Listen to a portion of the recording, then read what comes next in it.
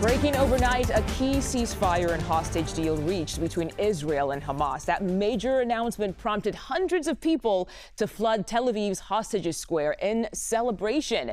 Here's what we know about the phase one of that deal. It calls for Israel to withdraw its forces behind an agreed-upon line within 24 hours. And after that, Hamas will have 72 hours to release all 48 hostages, 20 of which are still believed to be alive. President Trump broke that news to loved ones in a phone call just yesterday. Watch. Hostages will come back. They're all coming back on Monday. And today, the Israeli government will meet to hold a key vote on all this. Once their cabinet votes yes, Israel's army could begin their withdrawal. CBS News reporter Haley Ott is live in Tel Aviv at the center of the celebrations, and she joins us once again today. Haley, what more do we know about what's been agreed upon, and where do things go from here? I can see behind you right now a lot of people out there. Yes, so as you've outlined, this is the first phase of that 20-point peace plan that the White House put out alongside Israeli Prime Minister Benjamin Netanyahu about 10 days ago. And there are still some more difficult elements of that proposal to be hammered out, like how Hamas will disarm, whether it will agree to step back from Palestinian politics, and who eventually will govern Gaza. But all of that will come later. We've heard that U.S. Envoy Steve Witkoff and President Trump's son-in-law Jared Kushner have arrived here in Israel after attending the talks in Egypt over the last couple days.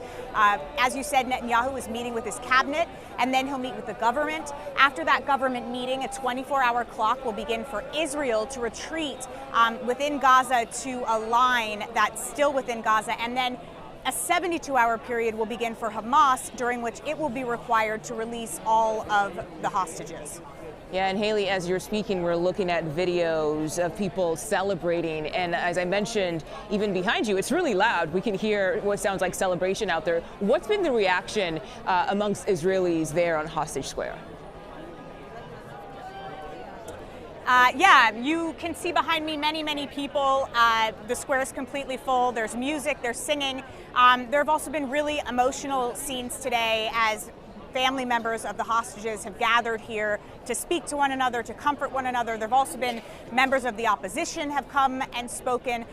This is a symbolic place where people have gathered throughout this war to be with one another when hostages have been freed, for example, in other partial deals to support one another and the hostage families. And now people are gathering here because, as you'd expect, this is a huge day. For pretty much the last 2 years, the families of the hostages and many Israelis have been turning out to protest, to demand their government agree to some sort of deal like the one that has been agreed to bring the hostages home and end the war in Gaza. And it seems like it could be happening in Gaza, where local health officials say over 67,000 people have been killed in this war, and the humanitarian crisis has reached a real breaking point. Our colleagues report similar scenes of celebration and relief, that even though there's still a ways to go in terms of the next phase of this White House proposal, there's hope that this horrible chapter that's taken place over the last 2 years may finally be coming to a close. Yeah, safe to say this is something so many people have been waiting for.